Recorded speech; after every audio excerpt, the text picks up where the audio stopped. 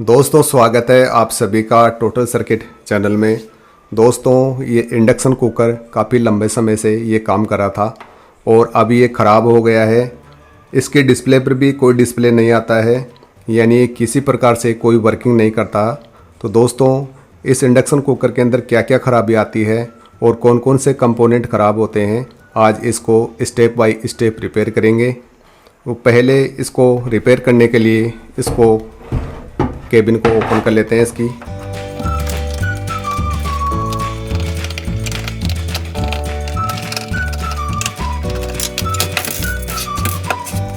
तो सबसे पहले कोई भी इंडक्शन कुकर हो उसकी जो ये मेन सप्लाई लगती है इसकी कंटिन्यूटी को टेस्ट करेंगे, इसके अंदर आ रही है या नहीं आ रही। इसकी जो मदरबोर्ड है उसके अंदर इसकी सप्लाई आती है या नहीं आती। तो सप्लाई टेस्ट करने के लिए पहले मैं इस कोयल को हटा देता हूँ यहाँ से,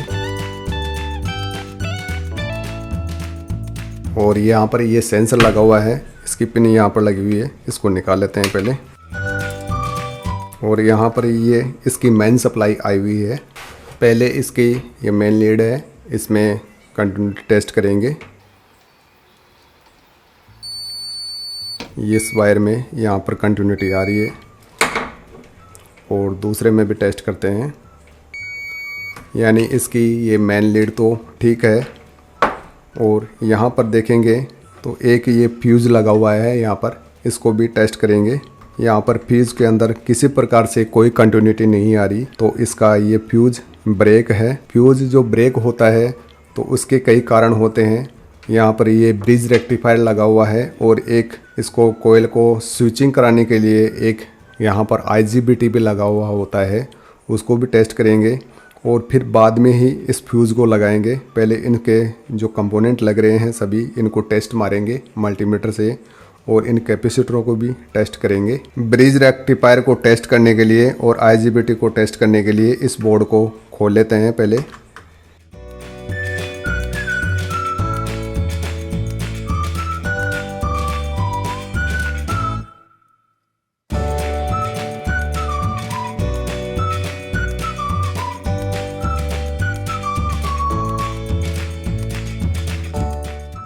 तो यहाँ पर ये देखेंगे 4 पिन जो लग रही है ये इस ब्रिज रेक्टिफायर की लगी हुई है और ये 3 पिन है यहाँ पर ये IGBT लगा हुआ है, इसकी ये 3 पिन है। पहले इस IGBT को टेस्ट करेंगे और डायोड को टेस्ट करेंगे। इसका फ्यूज़ उड़ने का क्या कारण है, पहले उस कारण को ढूंढेंगे।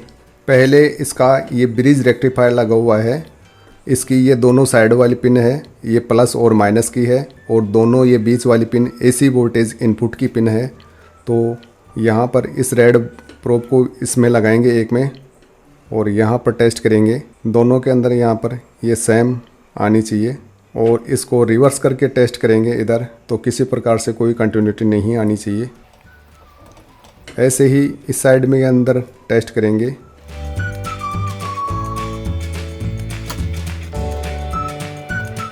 तो इसका ये ब्रिज रेक्टिफायर तो ओके है और किसी प्रकार से कोई शॉर्ट सर्किट नहीं है इसके अंदर। अब IGBT को टेस्ट करते हैं। IGBT का जो कलेक्टर और एमीटर है इसके ऊपर मल्टीमीटर को लगाएंगे और टेस्ट करेंगे। तो यहाँ पर कंटिन्यूटी आ रही है बरोबर। गेट पर भी टेस्ट करेंगे, कंटिन्यूटी आ रही है, यानी इसका ये IGBT बिल्कुल शॉर्ट हो गया है और बिल्कुल ख़राब हो गया है और इसी के कारण इसके अंदर ये फ्यूज़ उड़ा होगा। तो पहले इसके IGBT को चेंज कर देते हैं। पहले मैं इसको निकाल लेता हूँ बाहर।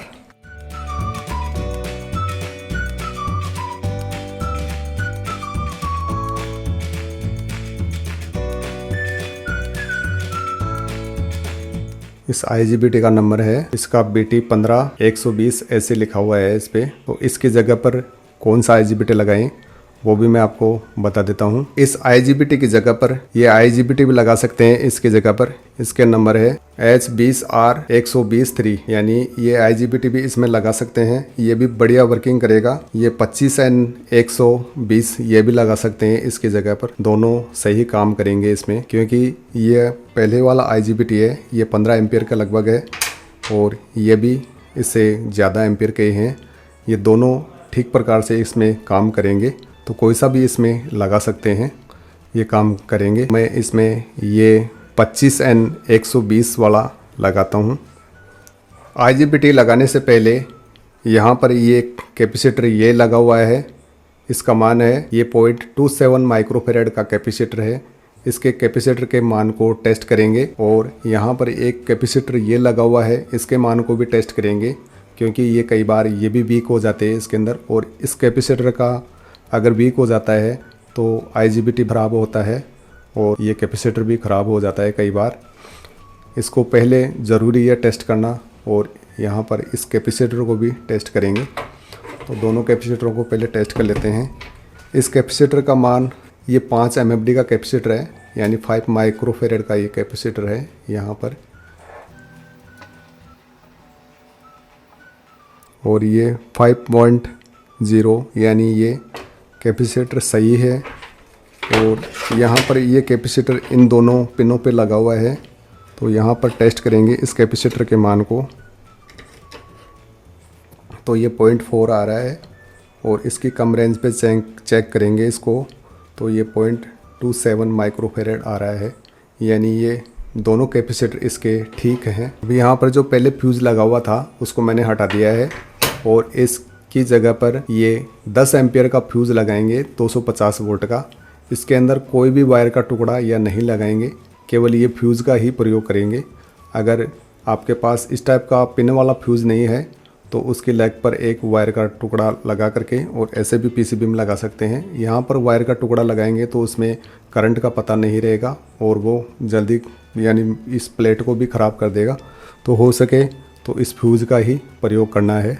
अभी यहाँ पर इस फ्यूज़ को मैंने लगा दिया है, और IGBT को लगाने से पहले इस मदरबोर्ड को इस डिस्प्ले के अंदर लगा करके पहले टेस्ट करेंगे, और फिर बाद में ही IGBT को लगाएंगे, क्योंकि ये इसकी एक्सिलरी पावर सप्लाई काम करती है या नहीं करती इसके बारे में पहले पता लगाएंगे।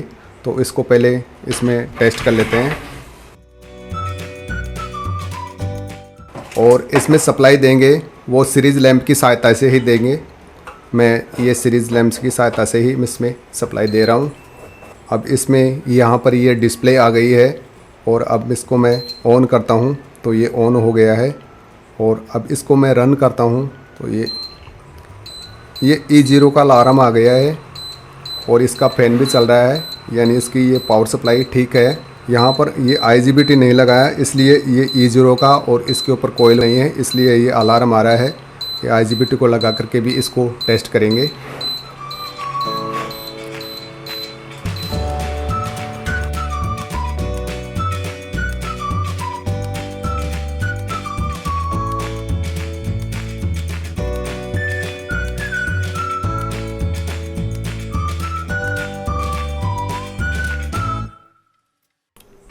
और IGBT के ऊपर ये हीट सिंक कंपाउंड आता है, इसको भी लगा देंगे अच्छी प्रकार से,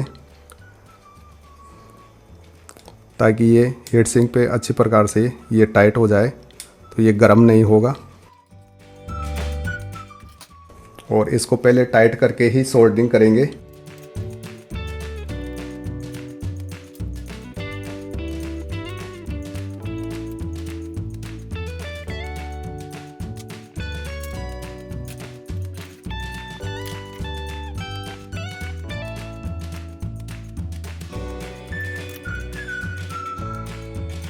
कंटिन्यूटी टेस्ट करने के लिए इसके कलेक्टर और एमीटर पर कंटिन्यूटी टेस्ट करेंगे ऐसे, और इस लीड को भी रिवर्स करके ऐसे टेस्ट करेंगे। तो यहाँ पर कंटिन्यूटी नहीं आनी चाहिए, एक साइड में आएगी और एक साइड में नहीं आएगी इसमें।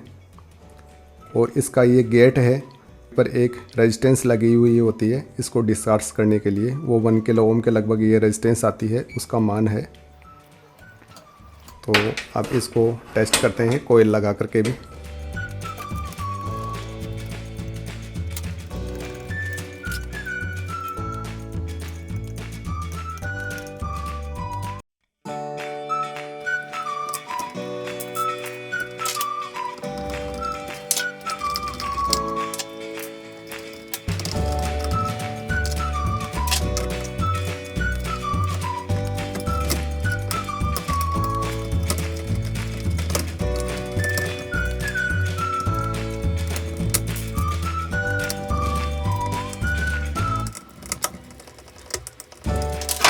दोस्तों इस इंडक्शन कुकर के अंदर जो भी कंपोनेंट ख़राब थे उनको रिप्लेस कर दिया है, यानी इसके अंदर IGBT और फ्यूज ही ख़राब था, उसको चेंज कर दिया है।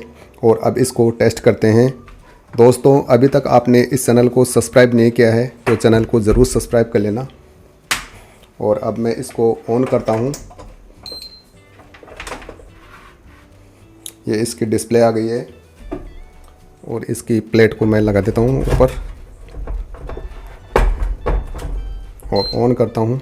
ऑन हो गया है और फंक्शन को चालू करता हूँ तो इसका फ़ैन भी चलने लग गया है। लेकिन यहाँ पर ये E0 का अलार्म आ रहा है। इसके ऊपर कोई बर्तन रखेंगे जब ये काम करेगा, तो मैं बर्तन को भी रख देता हूँ।